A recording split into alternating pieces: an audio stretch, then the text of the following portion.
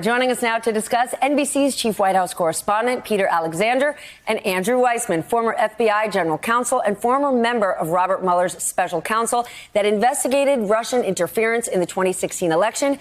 Now, lucky us, an NBC legal analyst. Peter, let's start with you. What do we know? Yes, Steph, the New York Times is reporting that the state's attorney general's office in New York has been criminally investigating Allen Weisselberg for months over tax issues. The office of AG Letitia James there notified the Trump Organization in a letter in January that it had opened that criminal investigation related to Weisselberg. Again, according to the Times. More specifically here, the investigators have reportedly examined whether taxes were paid on fringe benefits that Mr. Trump gave Weisselberg, things like cars, tens of thousands of dollars in private school tuition for at least one of Weisselberg's grandchildren. Previously, as you know, the AG's office had been conducting what was only a civil investigation into the Trump Organization, which meant that it could sue the company or seek fines, but not criminal charges.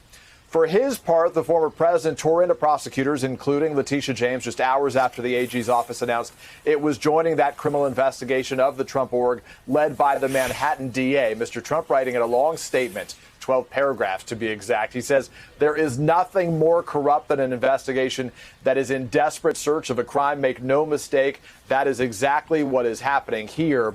For a little better understanding of it, two lawyers from the AG's office are now partnering with the Manhattan DA's team. NBC News has confirmed sharing materials obtained during those parallel investigations. But of course, it's still not clear whether they have found any new evidence of possible criminality. Steph? Andrew, give us an assessment. I realize you are not investigating this, but from everything that you've seen, that you've read, that you know, what do you think is going on here? Well, I think there's a huge effort to get Weisselberg to flip.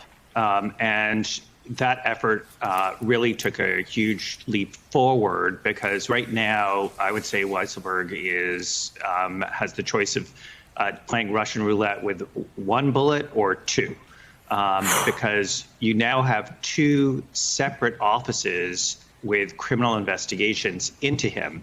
In addition, he has two types of exposure because he has exposure with respect to his conduct with respect to the Trump Organization, whether he did anything wrong there, and he has allegations with respect to whether he did anything wrong with respect to his personal taxes. And with that, as was just noted, he received, by all accounts, not just tens of thousands, but hundreds of thousands of dollars in proceeds from the Trump Organization. And the question is going to be, was that all reported on his tax returns? And both Manhattan and the New York Attorney General have jurisdiction over those types of charges. So he is facing a whole lot of pressure to cooperate. But we've been talking about Allen Weisselberg since the day Trump took office. What's different now that Trump doesn't have the ability to protect him, or if he did get in trouble, pardon him, a la Paul Manafort and Roger Stone? Well, I don't think that he obviously federally always had that ability when Donald Trump was president, that he didn't have the ability at the state level to pardon anyone because federal pardons don't apply to state cases.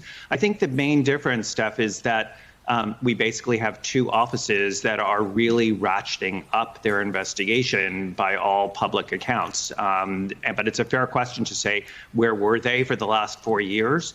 But all signs are that the drumbeat seems to be getting a lot faster when you look at who they're adding to their investigations and the information that is slowly creeping out in various ways about what they're doing. But haven't we been saying this for 5 years? Yeah, I agree, although I'm not sure 5 is really quite right. I think there are a lot of people that think if you're in the real estate market in New York, as Donald Trump was, there probably are some shenanigans. And there were certainly things that the New York Attorney General was looking at from a civil perspective. But you really get the sense now that they're digging in. So it's a fair question to say, where have they been? But I think right now, what I would say is you are where you are. And we'll see if they make a case with respect to Donald Trump, other people of the Trump Organization. But I do think the critical piece is going to be whether Weisselberg flips.